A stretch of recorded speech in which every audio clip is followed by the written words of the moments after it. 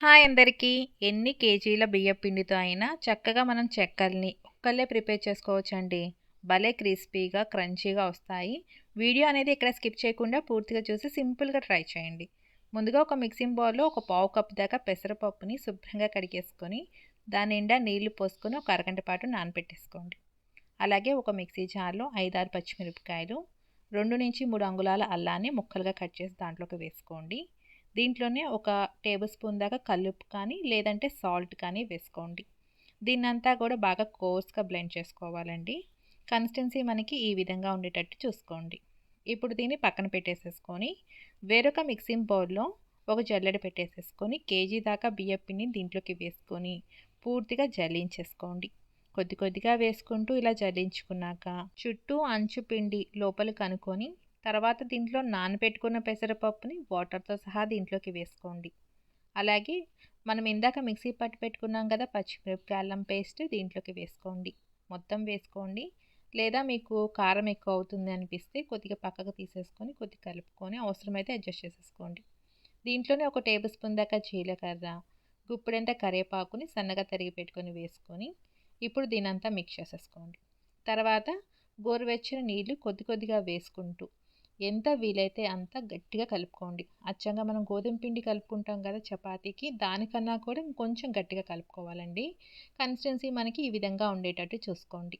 ఇప్పుడు దీంట్లోనే ఒక 2 టేబుల్ స్పూన్ల దాకా వేడి వేడి నూనె కానీ లేదంటే వెన్నని కానీ వేసుకోండి. వెన్న అయితే కరిగించుకొని వేసుకోండి. ఇప్పుడు పిండిని 2-3 నిమిషాల పాటు పిండినంతా కూడా గట్టిగా ప్రెస్ చేస్తూ ఎంత వీలైతే అంత సాఫ్ట్గా పిండిని కలుపుకోవాలి. పిండి కొంచెం గట్టిగానే అనిపిస్తుందండి. అలా అని సగం సగం పిండిని తీసుకొని కలుపుకోండి. ఇప్పుడు కలుపుకున్న పిండిని చిన్న చిన్న బాల్స్లో చేసుకోండి. అచ్చంగా మనం గోలీ సైజ్ కన్నా కొంచెం పెద్ద బాల్ తీసుకోండి. ఈ విధంగా ఉండేటట్టు చూసుకోండి. ఇలా బాల్స్ అన్నీ కూడా చేసుకొని ఒక ప్లేట్లోకి తీసుకోండి. ముందుగా కొద్దిగా పిండిని తీసేసుకున్నాక తర్వాత ఒక కవర్ని తీసుకోండి. కవర్కి ఒక టేబుల్ స్పూన్ దాకా ఆయిల్ని లైట్గా అప్లై చేసేసుకోండి. చూడండి ఈ విధంగా అప్లై చేసేసుకున్నాక కవర్ అంతా కూడా ఈ కవర్కి సరిపడా ఇలా బాల్స్ అన్నీ కూడా వరుసగా పెట్టేసుకోండి. ఇలా అయితే మనకి ఒక వాయికి సరిపడా చక్కగా చెక్కల్ని మనం ఒక్కళ్ళమే ప్రిపేర్ చేసుకోవచ్చండి. ఒక జాడీ మూతలు ఉంటాయి కదండి, అవి తీసుకోండి. తర్వాత ఇంకొక కవర్ని దీని మీద కవర్ చేసేసుకొని చక్కగా ఇలా ప్రెస్ చేస్తూ ఒత్తేసేయండి. చూడండి కొంచెం మందంగానే ఒత్తుకోవాలండి, మరి పలుచగా చేసుకోకూడదు. ఇలా ఒత్తుకున్న వాటిని మళ్ళీ ఒకసారి ఓపెన్ చేసి చూపిస్తున్నాను చూడండి. అలా అని చెప్పేసి మరీ పలుచగా ఉండదు, అలాగే మందంగా కూడా ఉండదండి. ఆయిల్ అప్లై చేసాం కాబట్టి కవర్ మీద నుంచి చక్కగా ఊడొచ్చేసిద్ది. ఒకవేళ మీరు కవర్ మీద చేసుకోవడం ఇష్టం లేకపోతే ఒక తడి పొడి క్లాత్ మీద వీటిని వేలతో ఒత్తేసుకొని చక్కగా ఈ విధంగా చేసుకోవచ్చు.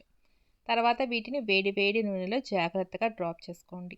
అంచు నుంచి జాగ్రత్తగా జారేడిచండి. ఆయిల్కి సరిపడా చెక్కలు మాత్రమే వీటిని వేసుకొని అటు ఇటు తిప్పుకుంటూ మంచి రంగు వచ్చేదాకా ఫ్రై చేసుకోవాలండి. ఇవి ఆయిల్ అనేది కంపల్సరీ హై ఫ్లేమ్లోనే ఫ్రై అవ్వాలి. అప్పుడే మనకి క్రిస్పీగా తయారవుతాయి. చూడండి అటు ఇటు తిప్పుకొని ఇలా రంగు వచ్చేదాకా బాగా ఫ్రై చేసేసుకున్నాక వీటిని మనం పక్కకి తీసేసుకొని చక్కగా మనం ఎక్సెస్ ఆయిల్ అంతా కూడా పూర్తిగా పోయాక వేరొక ప్లేట్లోకి తీసుకోండి. అలాగే మళ్ళీ ఇంకోసారి చెక్కలు వేసేటప్పుడు ఫ్లేమ్ అనేది హైలో పెట్టుకొని ఆయిల్ బాగా హీట్ అయ్యాకే చక్కగా వీటిని వేసుకొని మంచి రంగు వచ్చేదాకా వేపుకోండి. ఇలా పిండంతా చేసేసుకున్నాక ఒక ప్లేట్లోకి తీసేసుకొని చక్కగా మనం బాగా చల్లారిపోయాక ఎయిర్‌టైట్ కంటైనర్‌లో ప్రిజర్వ్ చేసేసుకుంటే చాలా చాలా టేస్టీగా ఉంటాయండి. మీరు కూడా ఒకసారి చూసి ట్రై చేసేయండి.